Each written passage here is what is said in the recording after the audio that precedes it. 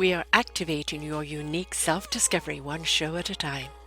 The Orchard of Wisdom Self-Discovery podcast are at your fingertips, just waiting to inspire and invite you in discovering just how awesome you really are and how to navigate through life in joy, enrichment, personal abundance, in mind, body, spirit, heart, and soul. All the people we bring you are here to serve you on your journey of life. Do enjoy our next show. Good morning, good afternoon, and good evening, everybody. Welcome back to another edition of Building Your Business right here on selfdiscoverymedia.com. I'm your host, Sarah Troy, and my guest today is Bethany Meadows. She is a mompreneur, not only just a mompreneur, an experienced one. Several years ago, she decided to go out on her own business. And so she works with businesses who are also called moms, finding both success and striking the right balance.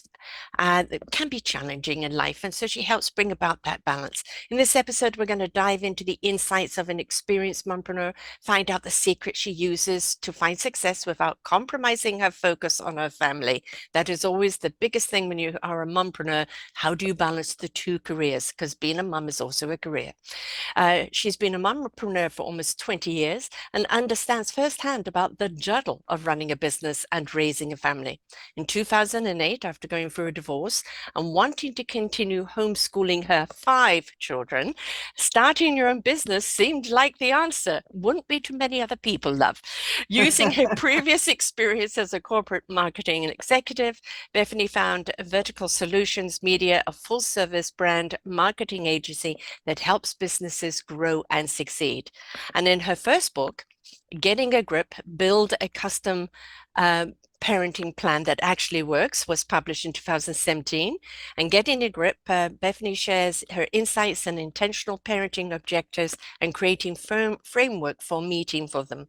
Now she is in a mission to help mompreneurs find success and balance in both their business and family. Her newest title, The Juggle is Real, Finding Success and Balance as a Mompreneur, gives the readers a benefit of 30 years of brand and marketing experience to help them grow their business. And at the same time, she explores how to strike the right balance, remove friction, build a tribe, and find parenting success. We are going to be talking about these books today, and we're going to be talking about how she does juggle it all. 5 kids. I only have 3, and I found that hard enough. So welcome to the show, love. And juggling. Oh, Yes, thank you yeah. so much. Yeah, that is, in itself, as I say, that's what parenting, being a mom is a career in itself. It's extremely demanding. It's 24/7. It never gives up. And then you decided, just in the mix of it all, not only going through a divorce, but let's have my own business. So Yeah. either you never slept or you've got some superpower that we don't know about. Please do share. Welcome to the show. Thank you so much.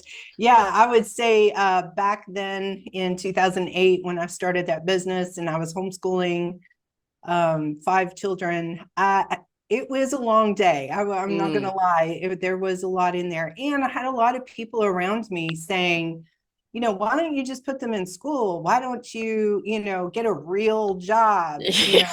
Why don't you this? Why don't you that? I love the And real job. Yeah. honestly, I probably would have quit if I didn't really have a strong sense of why I was choosing to do what I was doing. And that is, I wanted more for my kids. I had adopted 4 of those kids when they were 8, 9, 10, 11, and my biological was 11 at the time. And they had a history and they had some things that they were working through. And I really felt being at home and being given the opportunity to work those things out in a safer environment without all the complications of peer pressure and all of those things, or keeping up with the class and things like that because they were already behind.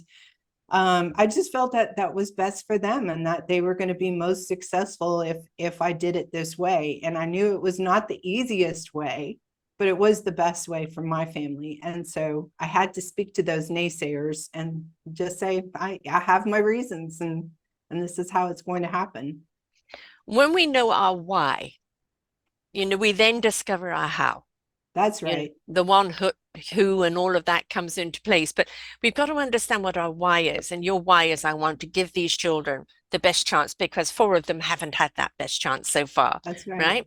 And so it's like, how do I incorporate the business and the children together? That's very courageous in itself. But when the why is so big, it really does drive you forward. And the hows, step by step, do start falling into place, don't they?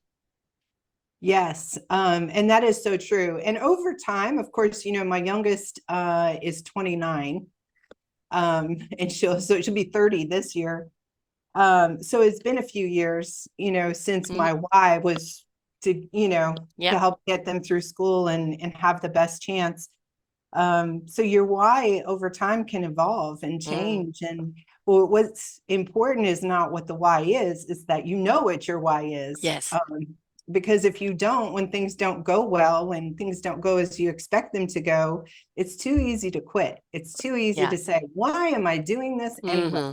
Why don't I go get a real job, not have to deal with all the things that come with being an entrepreneur?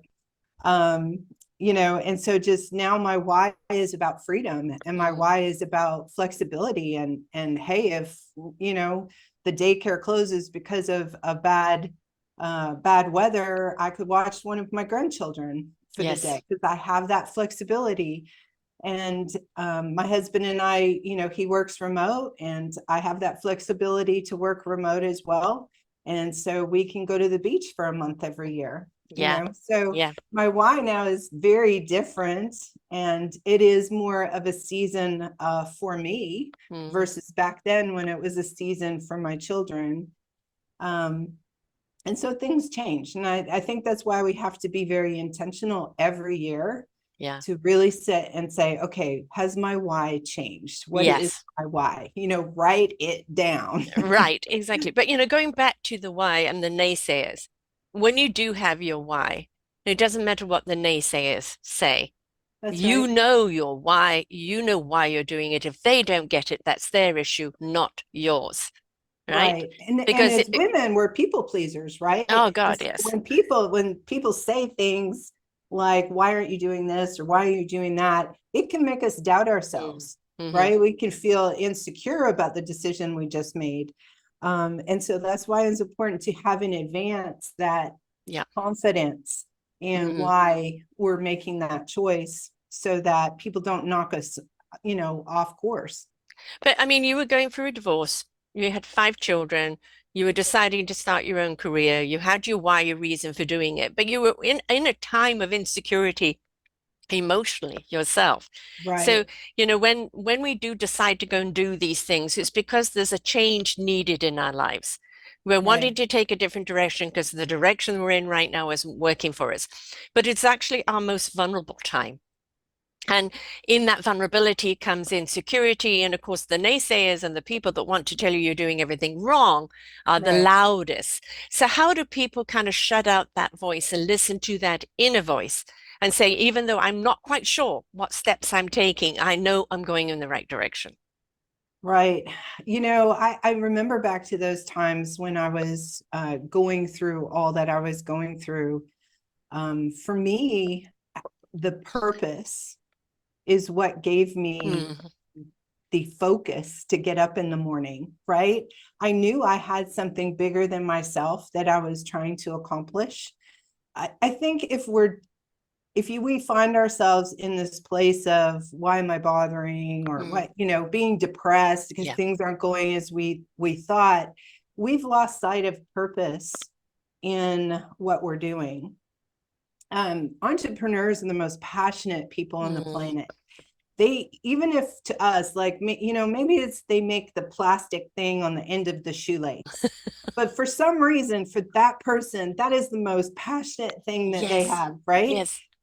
And it might not make sense to us, but to them, they have a purpose that they are pursuing. And I who are think we to question it? entrepreneurs, if your only purpose is making money, Mm, you can do that lots of ways without being a business owner, right. right? And so I think that's what it's not just the why, it's the purpose Mm, that gets you out of bed, that makes you excited to come to work, that makes you want to do things different instead of status quo day after day after day. Entrepreneurs they're passionate, they're innovating, they're creative. How can I do this better? How can I solve this problem in a unique and different way that nobody has done before? And that comes from that sense of purpose that we're helping. Like for me, I work with small business owners, and I'm passionate about that because I know what that meant for me. Yeah. I know what that meant for me as a single mom, to be able to have the freedom to homeschool my children and put food on the table. I feel like I'm helping other people be able to accomplish their why and their purpose. And so that's a powerful driver for me to get out of bed every morning. And, the money is always secondary. The Yeah. purpose is in the forefront. I'm very happy to hear that, because that's my message across the board all the time. It's about people and planet for profit, not profit at the expense of people and planet. That's And I right. feel that if we invested more in the people, and I have an entire program, Raising Our Gifted Children, another a podcast genre, but we've got a book coming out this year of our forgotten children. And when we look at the dysfunction of teenagers and adults today, we can look back into childhood. And we don't teach, that we don't give them the time, we don't listen to them. We're busy dictating to them, or just trying to provide the surface, but not understanding the depth of what they need. And of course, for social media today, it's become the teacher, it's become the parent. And it That's can be right. really, really, really difficult in raising a kid in that environment, or trying to get that attention. So I think in any business that you're doing, and especially as a mompreneur, um, the heart has to be in it, the passion of why you're doing it. If your heart isn't in any business, nobody's going to buy from you, because they're not going to feel it. They want to Right. know that, you're passionate about it, whether it's the plastic thing on the shoelace, or whether That's it's, right. some miraculous thing that you've invented that cures this or that. It's the passion and the heart behind it. And if you're driven by that, you become a great example to your children. But Right. if we could all be driven by the heart of it, the money will come. The money will come. But if you're driven only by the money, you're living the outside life, not the inside life. And you're really setting yourself up to fail, Mm-hmm. one way or the other, whether it's business Or or whether it's internal. quit because you're Yeah, making decisions based purely on revenue and yeah, not on the difference that you're making in the world. yeah. I think I have a theory as to why a lot of this upcoming generations have more anxiety and depression Mm, than any before. And it's because we have done everything for them. yeah, When it's easier when we're busy to just take care of it yeah. than it is to teach them how to do it themselves. Mm-hmm. And I think when kids feel equipped to do the things they need to do in life, whether it's wash dishes or do their laundry or keep their room clean, or all those things, that gives them self-esteem. That gives them confidence to say, well, I'm a very capable Yeah. human being, right? But parents who are now doing everything for their kids, who are saying, no, no, no, you don't do the laundry, I don't want you ruining your clothes. No, no, Mm, no, you don't wash the dishes, I don't like how you do it, I don't yeah. like how you load the dishwasher, so I'm just going to do it myself, it's easier if I do it. Mm-hmm. The message we're giving them is you're not capable. Yeah. And so I feel like that's what this generation, that's what maybe we were the generation where we didn't like that our parents made us do chores. We didn't Mm-hmm. like that our parents made us get a paper route Yeah. and earn money when we were, younger. Um, and so maybe that's why we didn't do that for my kids. So for me, I approached parenting and my business in the exact same way. Mm-hmm. I look at, what do I want my brand to be as a family? What do we want to be known for? What makes us different and unique? How do we solve problems in the world around us? Mm-hmm. Right. And Yeah. so for me, it was just approaching being a parent the same way I approach building a successful business. It's with intentionality. It's with, okay, Yeah. what do I want? What are my objectives? What kind of Yes. adult do I want to see my children become? Do I want them to be hardworking? That means I need to teach them the value of work. that means they have to do work. If there was like a youth retreat at the church that the kids wanted to go to, and it was a lot of money to send all 5 of them. They were so Yeah. close in age, they were all in everything Yeah. together at the same time, right? And so for me, I wanted them to value it. So they had to earn or work for half of it, even when they were Right. younger. It meant pulling weeds. It meant Mm. whatever around the house, extra things that, in addition to the things they were already responsible for. And so then that resulted in them understanding the value of work. And I can see them as adults today as hard workers. Yeah. Well, Um, it's the big word you've hit there is value. I think an awful lot of kids today, and let's not forget they're the next entrepreneurs. They're the next people running the world. All right. right, Where is the self-value? Where is the value and the appreciation and the gratitude for the opportunities and the possibilities that they have? It just seems to become more about opulence and um, it's not entitlement. enough. It's not enough. I want more. But why do you want more? Well, they want more because they're living this external life of this is going to make me happy. And I've done numerous shows with entrepreneurs or business people that bought into that. The fast car, the big house, the whole prestige, having to Right, work 18 hours a day, ending up with the heart attack or the divorce or losing it all. And actually being grateful they lost it all and really actually going back to the roots of what really is important in life. right, But if we don't teach them self-value and the value for what their opportunities or possibilities are in life, that the appreciation of what they've worked for, of what they've contributed for. Every single human being on this planet is paying rent. We have to pay rent to this planet that provides us with so much.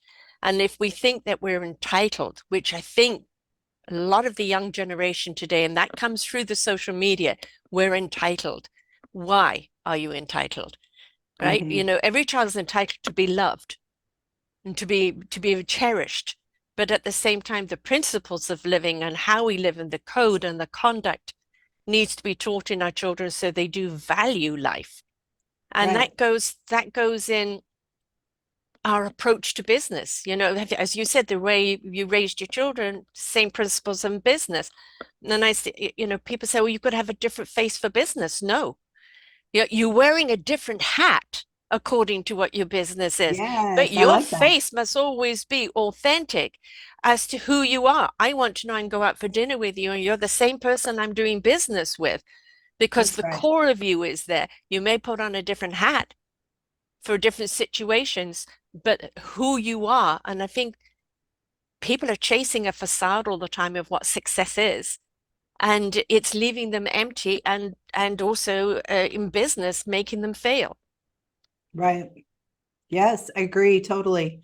And I go back to that where I treat my business I approach parenting the same way I approached my business. I got to a point where I created a whole system around those objectives that I had come up with: personal responsibility, stewardship of what we've been blessed with, gratitude, a lot of the things that you've been talking about in terms of values. Well, those don't happen by accident. Mm-hmm. And they don't just happen because your kid is a good kid. Right, They happen because you have taught them that and you right. have lived that out as an example. Um, and so it's the same thing in business. If you are the leader of your business and you say one thing to your team and expect one thing from them, but then you turn around and do Mm. something completely different, you've lost all credibility with them, Yes. right? And Mm-hmm. it's the same with your kids. Mm-hmm. If I say that people matter, if I say, if I'm always constantly complaining how tired I am because I have to do all this Yeah. stuff, right? That's not gratitude. I'm not living that out. I say, yeah, I'm tired, but I'm so blessed Yeah. with for the opportunity to be tired. Yes. Right? Yeah. And so Oh, it's a tired for the right different, reason, it's a because you're different tired because of the mindset. productivity, not tired just because life is beating you down, right? Exactly, Yeah. exactly that mindset. And one of the stories I really like, one of my favorites is Sarah Blakely, who was the founder of Spanx. She Yeah. talks about how growing up, her father at the dinner table would ask her and her sibling, how did you fail today? Mm. And they would come up, were expected to come up with some way in which they failed. Hmm. And then he would ask them, well, what did you learn? And then he would high five them and they would celebrate the lesson. Now you just Yes. think about how powerful that is if we Yes. teach our children the positive nature of failure, Yeah. right? Somebody said the other day in an interview, we were talking about failing forward, that it's, it's always that lesson that moves us forward. And, for me, the word failure is when you give up and you choose not to get up. So for Right. me, it's always been redirect. That didn't Yeah. work. It's time for me to pivot in a different direction. And maybe it's just an inch or two, or maybe it's an entire yard, right? Yes. It just means that that didn't work in that way. Doesn't mean the whole thing is wrong. Well, I'm a bit stubborn. I'm going to try things many ways before I'll give up on it. And if many Yeah. ways don't work, then it's either the wrong time or the wrong product or the wrong person. But I know Yeah. that I've given it a try. I've given it all the options that I can possibly give it. What did I learn from it? You always learn something from it. And I think one of the biggest things with entrepreneurs is don't persecute yourself, beat yourself up because it didn't work, or you trusted the wrong person, or you made the wrong move. Own it. Ay vey, what was I thinking? Yes. Learn from it, put it in the memory bank, and now go and do something different. There's a Thomas Edison quote that's pretty famous, and he says, I didn't fail 10,000 times. Yeah, I just figured out 10,000 ways not to build a light bulb. exactly. And Exactly. and Exactly. so it's just really that mindset shift to really approach failure in a different kind of way. We don't Um, expect our children to stand up and walk perfectly the first time. They're going to land on their butts many, many times that's right. as they're learning. They're going to get many bumps along the way, and they're going to, as they discover something. I have a 2-year-old, I'm not quite yet 2-year-old grandson, and another one on the way. And I absolutely, as a grandmother, which I'm sure you relate, love watching him discover. When Mhm. you are actually a mother and you're with your children, you're constantly in the mode of mother, dinner, education, this, that, clothing, but you're in it. So you don't Yes. observe it so much. When you're a grandmother, I can kind of look at it from a different point of view. And I feel our children teach us so much about ourselves, but they also remind us that please keep your childlike enthusiasm with you in everything that you do. Lighten up because we're Yes. inclined to take ourselves so seriously that we get Yes. bogged down. And why does anybody want to be around us? Like just bring some humor, some life, just some frivolous, Some sometimes to fun. something. Yeah, fun. Yeah, for sure. And as parents, we can definitely get too serious Yeah. because we're carrying the weight, especially if you're, like I was a single mom, I didn't have someone to share the weight with. Hmm. And so you're walking around with the weight of the responsibility Yeah. all by yourself. And so that can make you somber. That can Mm. make you, very serious and very focused on prioritizing what needs to happen. I need to feed my children. I need to clothe my children. I need to keep a roof over their head. So we can get so ultra focused on that. We forget that, we only live, they're only going to be this age once. They're only going to, have these milestones once, and we're going to miss them if we're, got our nose to the grindstone so much Yes. that Yeah. we But can't look it's, up. going back to kind of that value thing of, I put out a little video beginning of the year is that, it's the beginning of the year and you want to do X, Y, and Z, and then all of this bombardment of everything else is happening to you. It's okay to say no. Yes. It's okay Power to of say, no. oh, the power of no, no, not at this time. No, that's not for me. I just Yeah. simply no. Thank you for thinking about me. And it's, that power of the no. It took me a while to do that because it was always, I'm letting people down. No, I was letting myself down. And, Well, and okay, and so when here you make an incredible point, and I want to go back to that analogy of how we treat our business and our parenting in the same way. mm-hmm, You would not let people run over us in business, right. right? We would not do all this free stuff for people at the expense of the success of our business. Mm-hmm. But somehow it's okay to, bake cupcakes till 2 a.m. and, all these other things that we can't say no. We can't say no to because we'll be a bad mom. Are Right. we a bad business owner for saying no? No, we have good boundaries. Mm-hmm. We're a good business leader because we know to say yes to the right things. Right. Same thing in our parenting. Mm-hmm. But we're And teaching our children then to know those boundaries and to set that boundary on themselves. So, it took me 50 years to learn that, that, stop bending yourself into a pretzel and trying to be everything everybody wants you to be when it is so far from whom you really are. And that if they can't see the value in you, it's because you're not showing your own value. You're showing them an expectation of what they want from you. You're not showing the truth of who you are. And I think our children, if they can see it through your example as a mompreneur, they can see your ethics, your authenticity, your boundaries, your enthusiasm, your approach. And this gives them skills and tools to use in their own life. One thing we have to understand, whether we're in business or not, we're in the business of running our life. yes. Well, on the business side too, what good business practice is to develop a brand that's genuine, that's real, Mm-hmm. that's in alignment with your values, and then filter all our decisions back through the brand. Does this make sense for me? Does this align with my brand values? Why don't we do that as parents? Mm-hmm. Why don't we have a brand as parents as to who we are, what our mission is, what our purpose is, what's important to us? And then when we have to make a decision, we can look and filter through that and say, does this align with Yeah. our family brand, right? Yes.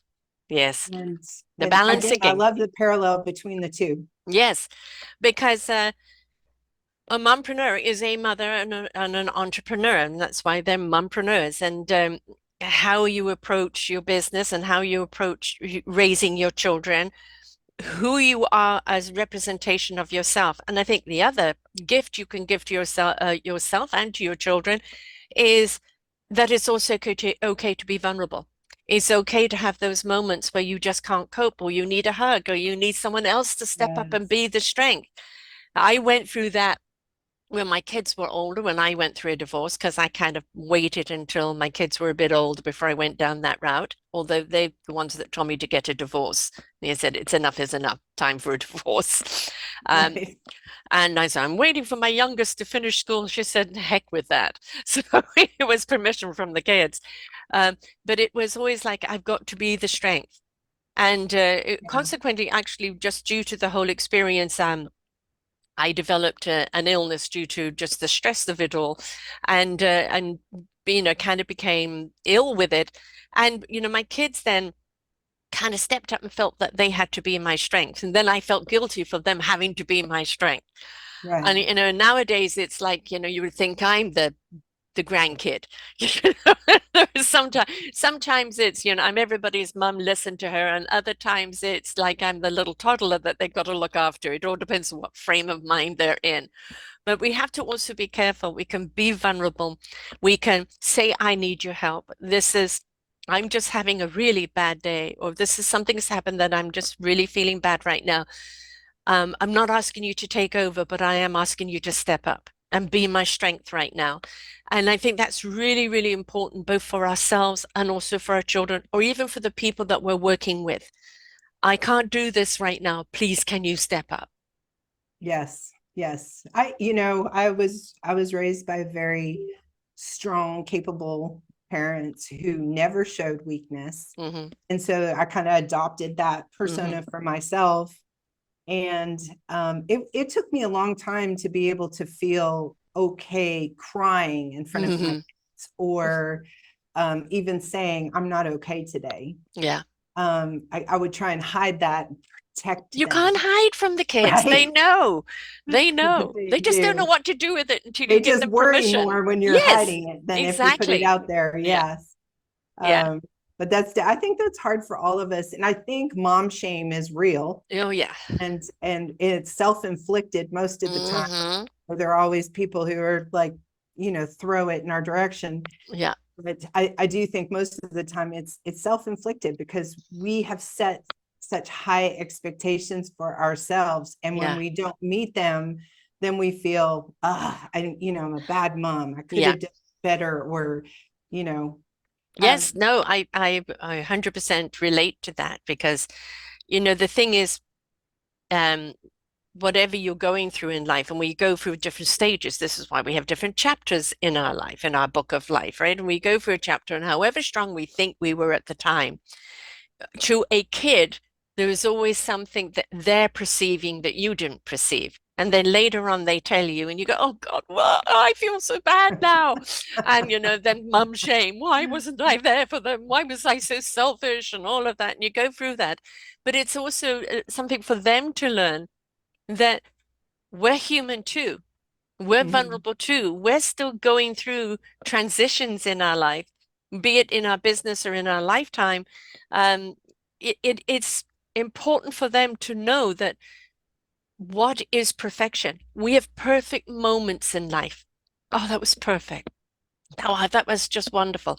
And we hold on to those perfect moments. But if we're trying to be perfect all the time, we're always going to let somebody down because each person has a different perspective of what perfection is.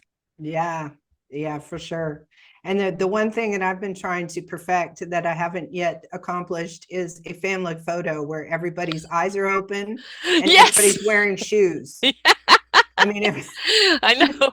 I and know. everybody's in the picture and not Right. off There is somebody somewhere. isn't pulling a face, The it's, bigger yeah, the family, the harder that is to accomplish. It I has know. not happened yet. So No, no. And there was that thing where you could get separate photographs of everyone and put it together and yeah, create it. Photoshop But it. That yeah, might be yeah, what I have to do. I know, I know. But I agree with you, trying to get everyone together. And it's always, I just want a family photo, folks. And there's always something going on that Yes. it's really hard to do. I actually had the first family Christmas in 16 years. And even my ex came. And it was just because my kids are 34 to 40, so they have their own lives and everything. But it was really nice just for us all to be there. That, for me Yeah. as definitely as mum, to have everybody under one roof. And then for New Year's, it was my daughter's 40th birthday. So we went over to my daughter who has the baby and expecting another one. She's got the house now. I don't. So she's kind of the central, family point. And we all went over there and celebrated birthday and New Year all together again. So it was a Yeah. double treat, and God knows when that's going to happen again, but it was wonderful. We kind of have a standing date for Sunday dinner, especially during the summer because we live on a lake, and Mm, so we'll spend Sunday afternoon out on the lake and swimming and boating and whatnot. And we value that, but mm, the older they get and the more grandkids there are and the yes. busier they are, it gets harder and harder to make that a regular Yeah. occurrence. Yes. We also do like things like, I'm big on traditions and things that happen every year. So Hmm. we always have the pumpkin carving party. And a couple of years ago, we turned it into a costume pumpkin carving party. And we have like the gingerbread showdown where we Mm, compete and build huge things of gingerbread. And so for them, it's like all that those are things they talk about a lot. yeah. So your kids Those all live in regular the things, area. all but one. Right. Yeah. Yeah, because I'm on an island, and then my kids, I've got two on the mainland, and one of them owns a restaurant. So it's hard for him to get away. The other one works in the restaurant business, hard for her to get away. And then we've got the other ones where they work, and she's, pregnant and got a kid. So I'm the traveling grandma. I go I around to guess, everyone because yeah. it's easier for me to go into their lives. Because with podcasting, I set my own time schedule. Um, so it's easier for me to do that rather than everyone come to me because and with the distance and with their lifestyles, it's very, very difficult today. And I think that, when we have that, it just makes it so special when we actually do come together, that appreciation. And I think that one of the things that young kids are missing today is a sense of tradition or is a sense of togetherness. Again, social media could be like everything is an algorithm. We're algorithms, right? What we put out is what we're going to receive. And if when we're putting out positive and affirmations and support and camaraderie, it's wonderful. It really works Yeah, tenfold back for us. But when they're putting out comparison, competition, insecurity, um, we're going to get, dysfunctional kids because they're flapping in the wind and they haven't got a core to right. come home to, which is important. That's the same in business.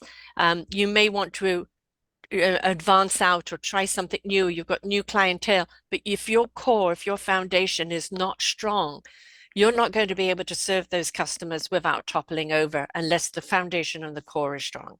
Yes, agree. One of the things, we talk about technology and the downsides, I Hmm. guess, of technology when it comes to parenting.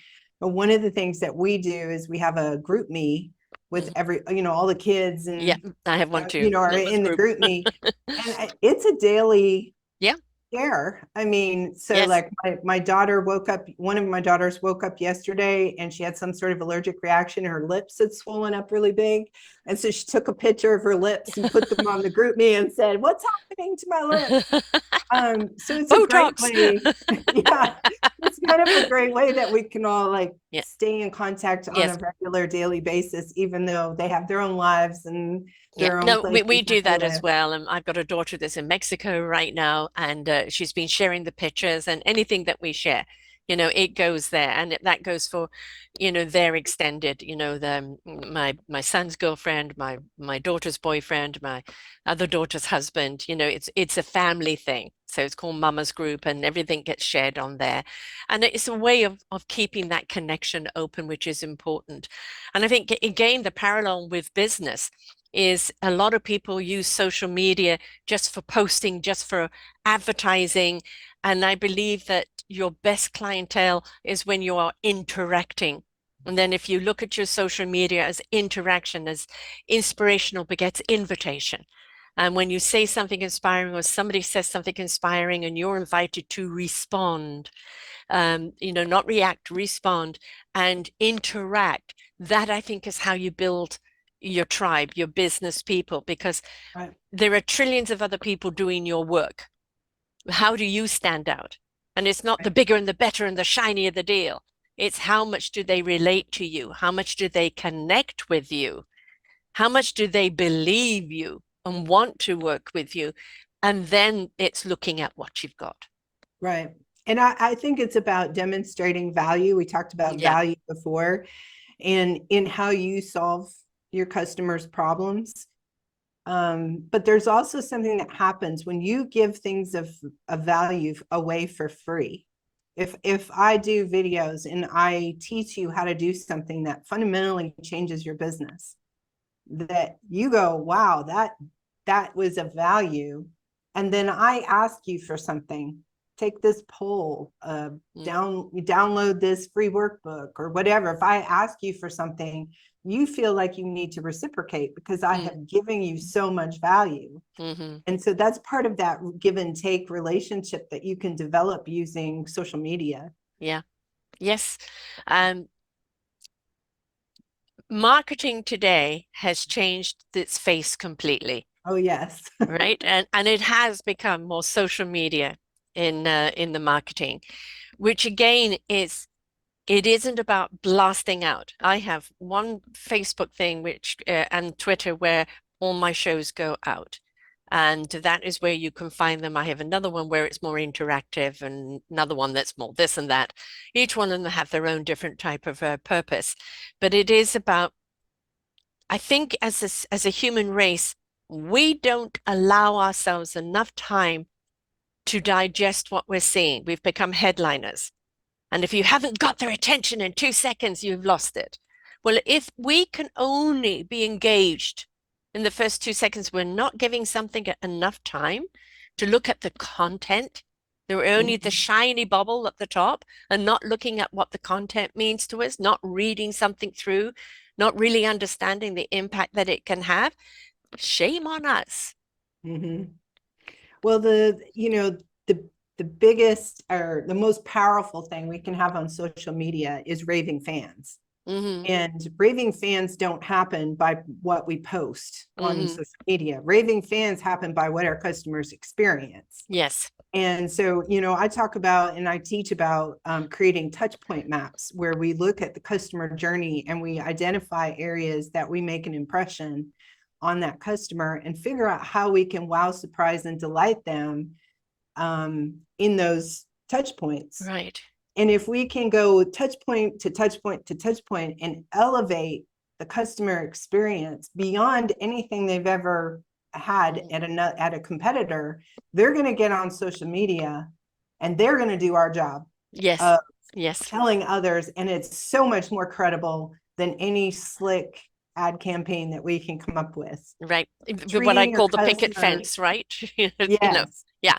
Yes. Referrals are the best compliment you can have and the best form of business building. But as you said, it is that are you please always show gratitude for the people that do refer you or that do mention you or that do something back because they are a part of your building blocks. They're the people that are promoting you.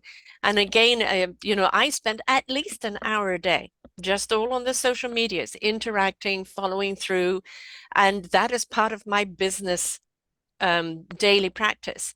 And you're online all the time. You just, going through Facebook, this, that. And I said, no, I'm looking for somebody who's addressing a problem. And for me, I have a show for that. And Mhm. this maybe this show will help you because this person's gone through that, um, or just being supportive of someone or celebrating with someone. You're building that tribe. You're building those followers that are real foundation, connective followers, not just numbers. I don't care if you have 1 trillion people following you. How many Yes. people are engaged with you? We want the engagement, don't we? Yes. One of the chapters of my new book, The Juggle is Real, which is about finding success and balance as a mompreneur. And I talk a lot about that parallel between business and parenting. But one of the keys to that, one of the keys to really finding that balance for me was reducing friction in all areas. Yes. So a lot of times when we're busy, and as mompreneur, if you're a mompreneur, you're busy. I Mhm. mean, that's just an automatic because you're doing all the things on both Yes. sides, right? Yes. And Many so balls up in the air. friction happens. It Yeah. happens every single day. So one of the things I talk about in the book, and I give a bunch of examples, but what if you did it one time a day? You just identified one piece of friction in your life or your business and did something to remove it. Mm. What if you did that once a day for a year? That's Wow. 365 pieces of friction that have been removed. Yeah.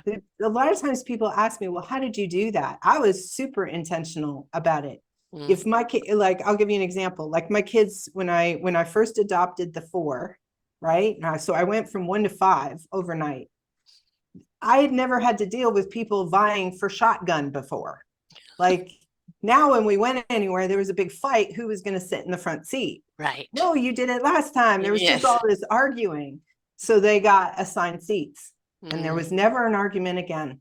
It was Hmm. time to leave. Everybody got in their seat and it was just the way it was. And they ended up with assigned seats in the dining room. Yes. Anytime there was a point of friction, I addressed it. Yeah. And Don't let it ferment. a Don't let it system grow. or a process or a something. And in our business, it's true as well. When we Mm. get so busy, we just think it's easier to just deal with this right now. I don't have time Mm. to address it. But if we take the time once a day for a Yeah. whole year, it's life changing. Your life Yeah. runs smoother, and it runs more efficiently because you have removed all those little things. If you, But it goes for the opposite as well, addressing the positivities and the gratitudes, being, what am I grateful for today? yes, What do I appreciate today? Whom do I appreciate today? I shout out to, or thank you, everyone. I put out little videos of, just awareness of this or that, or, thank yous. Um, it's just taking a moment. We've all got the same amount of time to each day, but what we do with it Whether we waste it or whether we're productive with it or whether we really value the time, it's what we do with it that counts. And I think if we Yes. can compartmentalize, and I am not a compartmentalized type person, I'm in true colors, a real screaming blue. So I'm always intuitively in the moment. And for me to build that rooting and that foundation and having things in order was extremely hard. But in Yeah. almost 11 years of doing this, I've had to learn to do that. And when I had children, I had to learn to do that because they needed the order. And so it was something that was so foreign to me, but I had to do it in order to have no chaos. or if, Right. or how to make order out of the chaos. Because if you've got kids, you've got chaos. But how do you make order out of the chaos? It's the Right. same with the business, isn't it? It's setting out a certain amount of time to do X, Y, and Z every day. And, That's right. I have a format now that I'm just busy doing it with, it's just so intricate now that I do it and I don't realize the time and I'm just doing it, getting on with it. And it just takes the stress out of life. But as much as it is as also addressing all the negatives in life and nipping them in the bud, it's also remembering to show the gratitude of life. Because that raises our frequency. It also raises our entire vibration that people then become attracted to. Because quite honestly, right now, there is so much out there that we can be miserable about, that we can be stressed about, that we can be anxious about. And, your Fox News will take a pimple and make it into a volcanic eruption. Everything is, ah, ah! And so by the time you finish watching the news, everything about you is just, you're like this. And it's a turn off the news, but it's find those moments in your day to be calm with self, those peaceful moments where you can center yourself. Because if you don't do that, you're going to get all the other exterior bombardment that's just going to frazzle you. And then every little chore that normally would be easy to do becomes something hard to do because you're frazzled. So finding time and space for yourself is really important in any business, motherpreneur, entrepreneur, any of it, right? Yeah. Well, and I, I still go back to that, treating how we do our business the same way, to Hmm. treat the way we parent the same way. One of the things in business that I found with small business owners is that the number one thing they're not doing that they need to be doing is setting goals and creating a plan. Mm, And the same thing happens in parenting. We're shooting from the hip. yeah, We haven't decided what we want the adult version of our kids to look like specifically. yeah. And we have not been intentional about how to incorporate that into the way we discipline, into the way we live our life, the way we write checks, the way we put things on our calendar. Mm, In the first book that I wrote, Getting a Grip, that whole book was about creating this framework where you take those objectives and you create consequences that support those ideas. yes. So if your idea is for personal responsibility, then you created, I had consequences that supported the idea of personal responsibility or stewardship or whatever it was. And I put those things in the ticket jar. And if it was a one warning system, Mm, and I had a phrase that I used every single time the same way. So they knew it was a warning. mhm, Say, would you like to rephrase that? Would you like mhm. to rethink that? That was my warning phrase. And then if they didn't comply, they had to pull a ticket. And so everything in that structure is supporting my parenting goals Mhm, and objectives, right? Because everything that they could pull out of that, one of my objectives was serving others, to have a heart for mm. serving others, right? So a consequence might be to make a sibling's bed for the next 2 days. Right. Right. That's serving others. And that was a consequence, but it also taught them. And then there was mercy tickets in there too. So if they pulled a mercy ticket, they got a free pass. And you cannot teach kids mercy unless No, they experience it.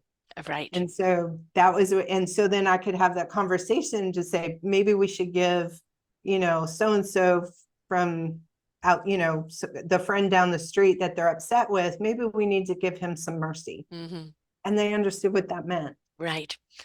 Um, Yes. if we don't teach our kids, and they need to be taught from extremely young, babies, of of compassion and caring for one another. Little kids will hit other kids just out of frustrations, or they don't realize their strength, or they want that toy. And it's instead of like at them, it's just taking the hand. No, that hurts. That Mhm. hurts, and it's the more you repeat that, that hurts. It's like, well, I don't want to inflict that hurt on someone. Instead, stroke or hug. And with they're never too young to start, showing them the difference. And we Right. can't expect them to understand unless we're there to teach them, there to Yeah. show them, which Well, also there's a means, lot of lessons in those moments, oh gosh, huge amount. self-control and Yes, yes, yes. um, in personal responsibility as well. Mm. Yes. I have a grandson that's 22 months, and my daughter's pregnant with another. And the little one that's coming has been diagnosed with Down syndrome. So we know that we're going to be um, obviously facing different challenges and different learning curves and different ways of approaching it. But I got him kissing the belly and talking to his brother Louis, very, very early. And as the belly's growing, it's kissing Louis and looking out for Louis. And it's how he accepts his son and his brother, and the challenges that are going to be there will be how we do it, because we're the That's right. example, Right. and how we encourage him to do it. And this is the thing. We Do you remember that great commercial a few years ago, and you saw a kid pretending to drink and smoking, and hair all frazzled and talking, and then you realize that the child is just mimicking the parents. And Oh, I can't remember if it was anti-alcohol or smoking. I can't remember, but it was quite impactful at the time. And it's like we've got to remember our kids, they're sponges. They're going to absorb us. So how we cope with things. And if we don't cope with something well, that's going to happen. How do we come back to our kid and say, you know what? I apologize. I didn't handle that very well. yeah. Right. And it's, so many parents, "Well, I don't want to admit that, that's failure. I'm the parent." And it's like, no, the more we can actually say to our kids, I'm sorry. I'm sorry. They're better, they're going to understand compassion, that everybody loses it at some point. And instead of the judgment and the persecution and the pitchforks, how about a little compassion and, help that person through it? And I think that's something we're missing a great deal of in the world right now is compassion. Yes, that's for sure. That's So for in sure. advertising, a small business, um, I think actually kind of depending what you're advertising, whether it's coaching or product or anything else, but actually I think in just the way the world is going right now, kind of the compassion in what you're advertising, I think is a great way of opening up the doors, because everybody's looking for something that's going to make them feel more attached or going to help them in some way. So Right. how do you incorporate that in the marketing? Well, I think the first step is to really understand what your brand story is Mhm. and making sure that it's genuine, that it aligns. You can't pretend to be something that you're not. And it needs to incorporate your mission, your purpose. Not everybody's going to be your customer. Your Yeah. customers are going to be people who are attracted to the same kind of mission, purpose, and values that you are putting out Mm, there, and then incorporating that in a way that is emotional and relevant to mm, that target customer. Those that creates the most powerful type of advertising message. That's because it's real, it connects with people, so it's emotional, but it also solves a problem, and we've made that clear, so it's relevant. yeah.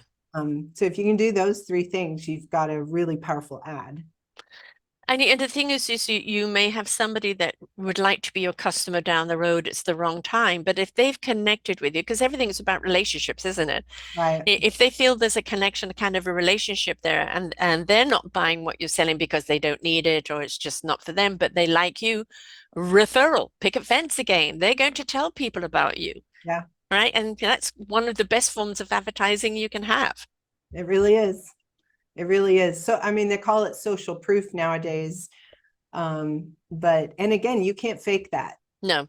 You can't hire someone to be a testimony, and have it come across in a way that's genuine and powerful. And, there's a lot of, on Facebook, there's a lot of makeup ads, Yes. And right? makeup testimonies. and Yes. and you can see how much that has Yeah. shifted to be transparent and real. And so what these makeup companies have done is they've said to their customers, hey, if you love our product, we sure would appreciate it if you would send a video of you using our product. Yeah. And so then you see people who are real people, not models, not Yeah. people you can't relate to, but people you're like, man, I'm that age group, and I have that same skin problem that person does. And wow, they look really great after they use the product. That's powerful. That's Yes. powerful advertising. The Um, most powerful, I think. Yes. I mean, yes, you want to get that first kind of hook in of somebody when they're busy scrolling, what makes you stand out that they're going to stop and read what you've got, right. right? And that's actually a strategy called crowdsourcing. So what you're Mm, doing is you're having your customers source your actual material that you're going to use for advertising. what would you say is one thing somebody should not do? Because like social media is, everybody's so saturated. What would you say? Just don't do it. It doesn't work. don't be fake. Right. Um, Yeah.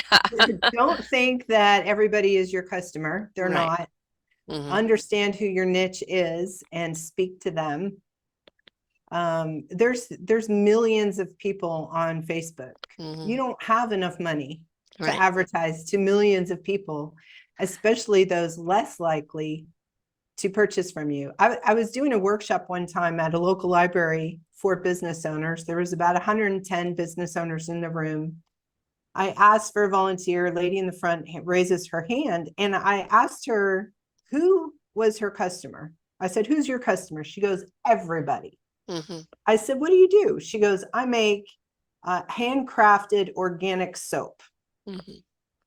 And I said, well, does everybody use handcrafted organic soap? She says, everybody needs soap. I Hmm. said, yeah, but not everybody is going to pay your price point for handcrafted organic soaps. So really your customer isn't everybody. Right. It's people who value Yes. what you're doing, your mission, your purpose. And so it's identifying who they are, where do they hang out, what appeals to them, how can you message to them and connect with them. I think the biggest mistake that people they fear, business owners fear missing out on a Yeah. sale, and so they refuse to niche down into the people most likely to work with them. Mm, um, and that's a mistake, because now nobody will work with you because your right. message is so watered down, it doesn't Mm, connect with anybody. yeah, um, exactly. Target market, right? right, And there's always that fear of rejection. And I think it's like, toughen up. You're going to get rejected. You know, yes, there was the awards on last night and those Golden Globes the other day. Every single person that was up there are people that have been rejected more time than they've been accepted. And that rejection isn't you're not good enough. It's just that you're not right for that role. And so, your product is not a question of it's not good enough. It's just not the right for that role of person. They're not looking for that. right, I don't know how many times, especially in MLMs, I've had people pitch something to me, and if I have the time, I've just let them pitch it. And then afterwards and say, but what makes you think I need that? Oh, but it's so wonderful. But what makes you think I need that? right, Have you asked me any questions? Have you listened to what I need? Because if you listen to what somebody needs, now you can decide whether you have the product for them or not. But right, just pitching a product that you like, and you got to have this, you got to have it. Is it something they need in their life? right. Well, and that comes down to how you can use social media to Mm, better understand your customer, and have that interaction, do polls, do tests and things to see what does resonate with them. I think another mistake that business owners make is they think they're marketing to themselves. Mm. I love it, therefore Everybody everybody else will. love it, Yes. right? Yeah. Well, The one you size know, fits all. Yeah. um, I for what I do, I market to both men and women, Hmm. but I always segment it out because I'm going to speak to men differently than I'm going to Yeah. speak to women. Hmm. Or generationally, if I'm targeting, let's say, like I have clients that are in real estate, and Hmm. let's say that there's, the thing that they specialize in, that gives them joy, that they really love doing, is helping people who are approaching retirement to downsize. Mm. Well, okay, then I need to speak to that generation Right. that is getting ready to downsize. What matters to them? What, some of them security is more important. Mm. Some generations security is more important at the older ends. Hmm. At the younger ends, it's altruism, Hmm. right? Is more important. Yeah. What social cause are you Yeah. supporting as a business? Right? Younger end. So depending on who you're marketing to, you need to understand the nuance of your Yes. message and how it's going to be received. Yeah. There isn't kind of the one size fits all. Everybody's got to have this because um, when you're speaking to everybody so generically, you're missing out on the people that really need to hear.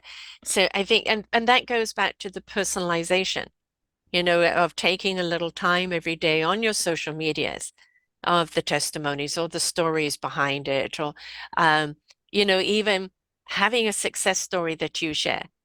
I have a customer who's just bought this. This is what it meant to her or him or whatever, because the bottom line is relatability. Do I relate?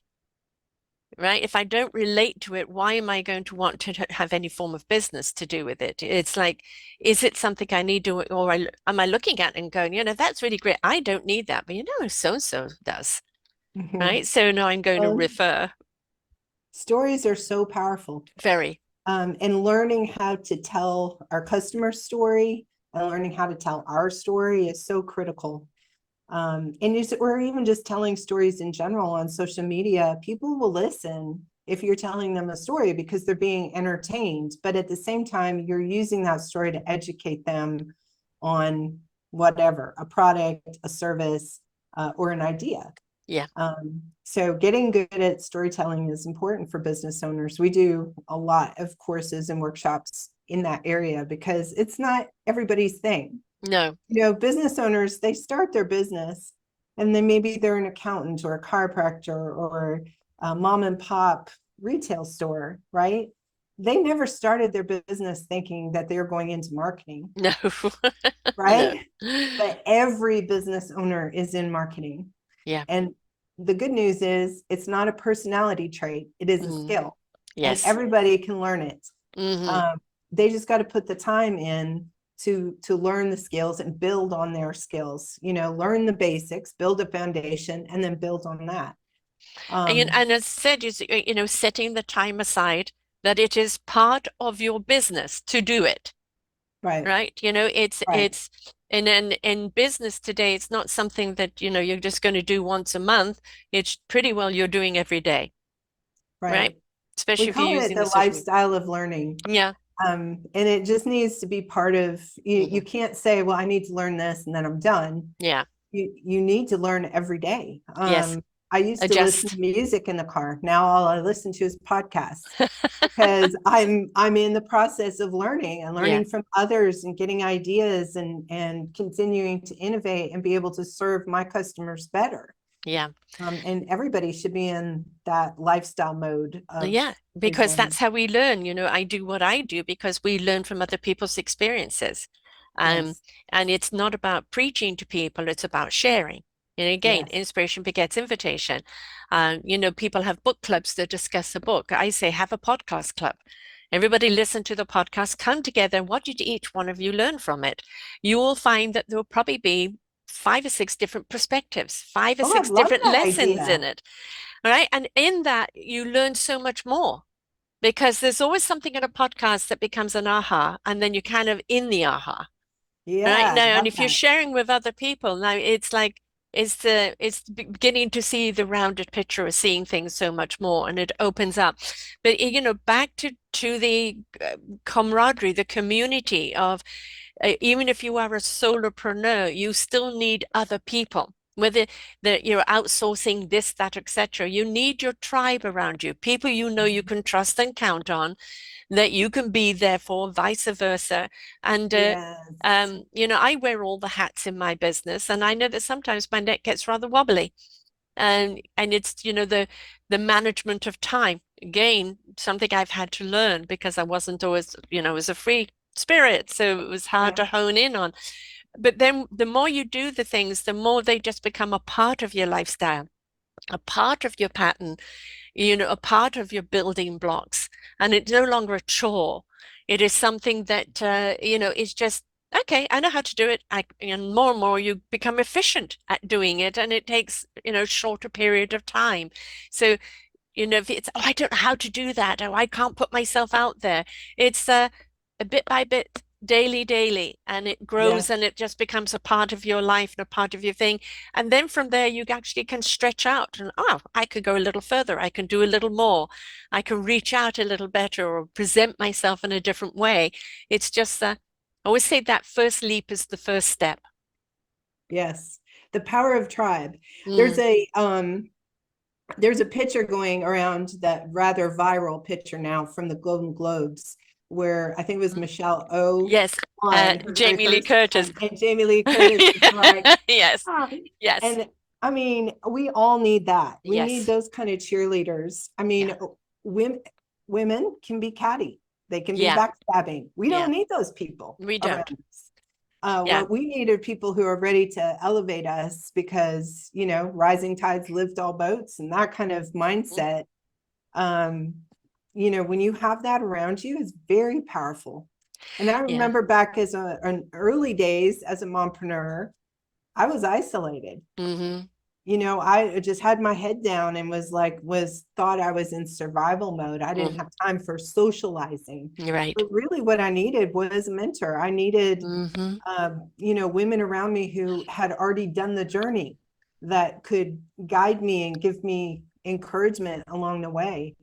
That can't be discounted. I mean, it's a No, very I, powerful I, I thing. I have a whole mentorship program here in Self-Discovery Media and the Orchard of Wisdom.org.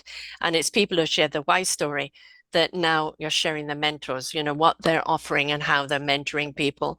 And, when we connect with somebody's why, I understand, I really like why you're doing it. And you hear the passion and the conviction and Yeah. the how, what, why, and everything else that they're doing. It is like, okay, I now feel I can trust this person to mentor me. But we again have got to allow the time to listen, to learn, and then apply. And I think those three things, as a society, because we're wanting quick fixes all the time, that we're missing out on. Listen, the knowledge is always there at your fingertips. Learn from it, because there's always something from that to apply to your life that will make it better, that will put it in a new direction. But if we're not willing to listen, learn, and apply, we're not going to be growing, and certainly not growing in the right direction. Wow. Well said. So what programs do you have right now? And, are your books, I've got five of them here on your posting. So the two main ones are, Get a Grip and The Juggle, but you've got three other books there as well, which people can get from Amazon. They can just put in your Mhm. name. But, tell us quickly about the other books that are there as well, how people get them, and also your site and what you're offering people right now. Yeah. So the first book, Getting a Grip, that was a passion project. I thought if nobody bought the book, that would be okay. I could just leave it to my kids. The latest book, The Juggle is Real, that really came about, you know, as a love project for women who were doing the journey that I did. Hmm. And I mentioned a minute ago about feeling isolated and Hmm. all of that. And I really just wanted to put that out there for women who were in that place that I was 15 years ago, and just give them the words that I wish someone had told me. Yeah, yeah. So, and then the thing that I'm most passionate about is time to thrive.zone. And this is where we have a membership of small business owners where that lifestyle of learning, where they step in on a monthly basis. We do live teachings, clinics, and things every week, but we also have a library with dozens and dozens of training. A lot of times they'll post in the mastermind group and say, hey, do you have a training on generational messaging? Yes, I do. And I direct them over there to that. A lot of the things that we do on the clinic side is I'll sit, everybody will be there and we actually work on things. Let's work on our goals. Let's work on our action plans. Let's work on our business plans, our marketing plans and things. Understand, build the guardrails for the lane that we're in so that we don't get distracted. But then also building their skills as business owners. Like I said before, they come into it, with a trade or with an idea. They didn't realize they had to be a marketer too. And so we build those skills so that they can grow and succeed in their business. So time to thrive .zone is where you can learn about, you can either just be the library and do on demand. That's fine. You can be part of the membership and get in with other business owners and learn from each other and be part of that community and have active learning and access to me. And then we also have something called Spark to Thrive, which is one-on-one coaching and things as well. And another program I have is, I really feel like every business owner should write a book. Yes, I was about to just say this. Yes, it's the best business card you will ever yes. have. And it will bring a lot of credibility and thought leadership to you as a business leader. And so I created a program called Write to Thrive, which takes people through step by step the process. Even if they're not a writer, they can speak the book. But we take them step by step in the process of 30 days, done Monday to Friday. We give weekends for a creative break or catch up time. And so in the process, it's basically 6 weeks they can have a book written and edited and ready to be published. So I'm glad you've mentioned that because, I have another genre, the author's kiss, because I think every book is a kiss of something. So many people are writing their story or writing their business or writing why they're doing their business. But, what a lot of people, especially authors of kind of just novels or books or first time people writing memoirs, they don't realize, well, now you've got to market it. Right. Yes.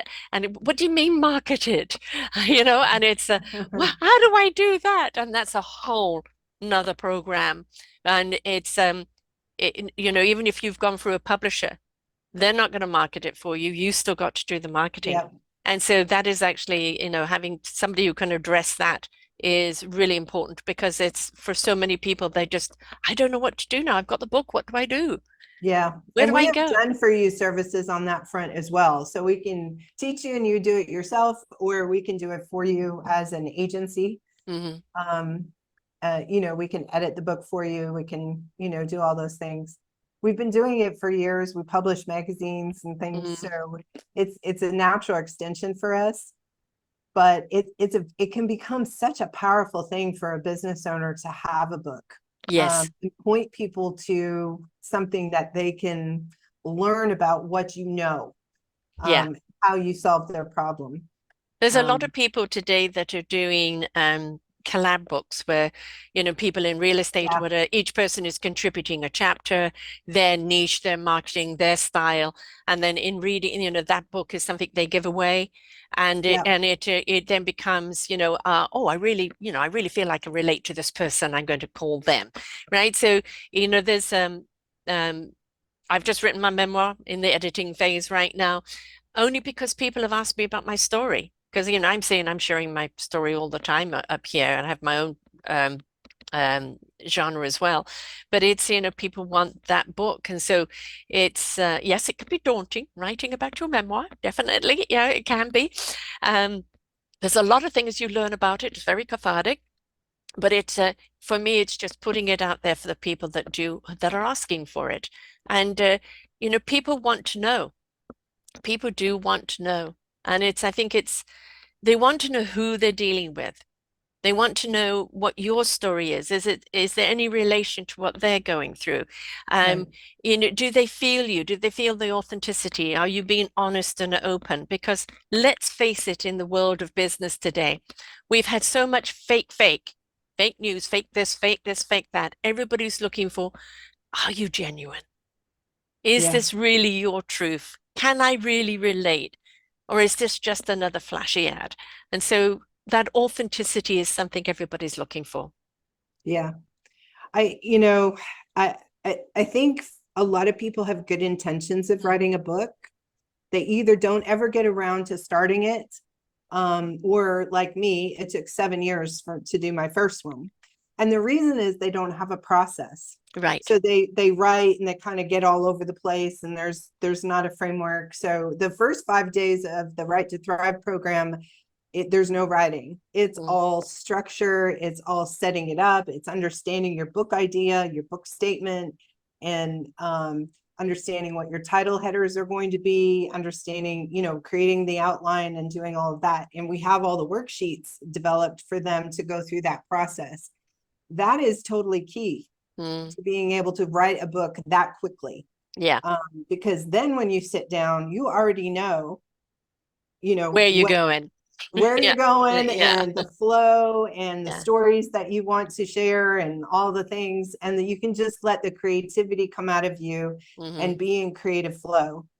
And then once you finish the book, of course, we switch from creative flow to analytical thinking. And Mm, that's when we get into the editing side, and we take people through step by step how to approach that, tools they can use to do that. So there was something when I wrote this last book, I was like, I'm going to pay attention to my process and mm, document it, and so that I can share it with others. yeah. And then of course they get access to me, so they can Right. reply to anything and say, hey, what do you think of my book idea or Hmm. whatever. And a lot of people are writing books today that never would have written a book in the past because of self-publishing or small publishing houses. And one thing we have learned, like through podcasting, I've been doing it now nearly 11 years, is how powerful someone's story can be. So whether they're listening to a podcast or an audio or a book or whatever, we have learned that we learn better about our own lives by listening to somebody else's journey, that we realize we're not alone, that somebody else has gone through that too. How did they get Yes. through it? What did they do? What do I need to apply to get through it myself? As I said, inspiration begets invitation. When you're inspired by something, you're invited to participate and interact in your own life. And I think that's one of the things that people are rather lost on is how, how, Yeah, we think we're alone until we hear someone else yeah, say the things that are in our heart. yeah, So we've walked a particular journey and we think we're the only ones who understands, and then yes, someone gets up and says, you know what, I walked this journey, and you're yeah. like, oh, it's somebody who gets me. Yes, Yeah. yeah, exactly. And, we are not meant to be, I drew the analogy that we're all here to discover what our instrument is in life and then learn how to play it. Then we look for the orchestra to play it in. But that orchestra is only as good as everybody's participation in harmony with each other. And Mm, that's what makes a good orchestra. That's what makes a symphony so resonating. But each person's instrument, they must know how to play it so they can be in harmony with each other. I don't like the word competition or comparison. We mm, don't compare to other people. We can compare courses of whether something is suitable for us or not. Competition is when we're in competition, but when we're in competition with other people and we're comparing ourselves to other people all the time, we're not living authentically with ourselves. We're not looking into who we really are, why we're really here, what we're here to do, what's our meaningful purpose, how do we do it, and who does it benefit? So I think we really need to stop again, listen, learn, and apply. There are so many people out there that are willing to help, that are helping you on your journey. And it doesn't matter what you're doing. Marketing used to be the big marketing agencies and the big flash that we see out there on TV right. and everything else. But if you're a solopreneur or a small entrepreneur business or a mompreneur, marketing is essential to people knowing about your business and the skill to doing it you've been doing now for 15 years and doing it very well. And so people can reach out to you. Maybe they're just on that beginning thing. I've got an idea, but I've got the children. I don't know how to manage the two, or I don't know where to start. What do I need to do to start? I've got an Right. idea. What do I do? And we don't want to stifle those ideas. We don't want to say to someone, oh, you've got a responsibility to your children. You shouldn't have a career. Balderdash. You can have both. It's just Mhm. the navigation. It's the building blocks. It's the foundation, the skills and the tools that you need. And anybody can thrive, when they step out of survival mode, won't plug onto the thrival mode, anybody can achieve that. It's just a question of knowing how, and you're there to help them through the how. Yes, that is my passion for sure. When somebody like lights up, like learns something new that they realize is going to change their business and they light up, that's my day right there. Yes. Yeah, and when somebody's got that kind of passion, when people come from the heart, you feel it, you want to be a part of it. So I know that you've got this pop-up, a free download to an 8-page social media Yeah. strategies workbook. So that they can go to the time to thrive zone to find that. Yes, if they go to time-to-thrive.zone, it'll pop up in a little pop-up window, Mhm. and then just put in their name and email and they'll have immediate access to it. It's 8 pages. It's a workbook, so there's writing involved, and it takes you through that process of figuring out who your customers are, where they are on social media, and how to speak to them, what content to create, all that kind of thing. So Right. it's a good basic start for strategy. Mm. Unfortunately, too many businesses are on social media. Their whole strategy is just to post whatever Mm. comes to mind whenever it comes to mind. There's not really any intentional strategy behind it. So Yeah, this kind of helps put that into some framework for them. wonderful. You've also got time to thrive membership.com, and you have your what is it? The Facebook, Yes. Vertical Solutions Media, and you've got Instagram, Vertical Mink, I think we got here, and Yes. LinkedIn, you're on there as well, so people can reach out to you in any way. And of course, on Amazon, all they have to do is put in your name, and that's Bethany, Bethany, Meadows, Meadows. And all of your books will come up. Of course, they come to selfdiscoverymedia.com and put in your name. Your whole show page is here with all the links, and they can just click right back on that. Thanks for sharing with us today. There's a Oh, lot of thank you for having valuable me. information. Not only COVID, but just through the years, we're seeing more women become entrepreneurs than ever before. Oh, yeah. Um, and we're Yes. seeing more mums doing that, realizing that, it's hard for them to go back to the office and juggle the children where they can work from home and do that. And so we're seeing more and more of that and being extremely successful.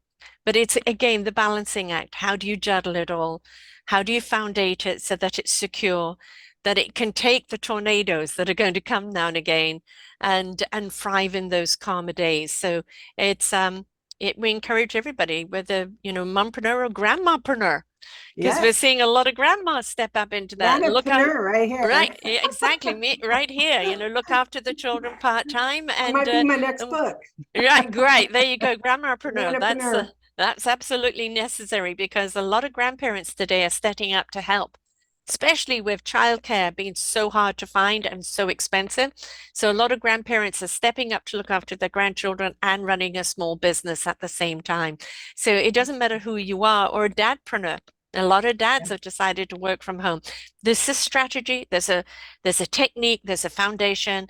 And when you've got that in place, then you can thrive, then you can grow. So reach out to Bethany. She can help you build all of that. So because your success is her success, right? As it should be with Yes. everyone, right?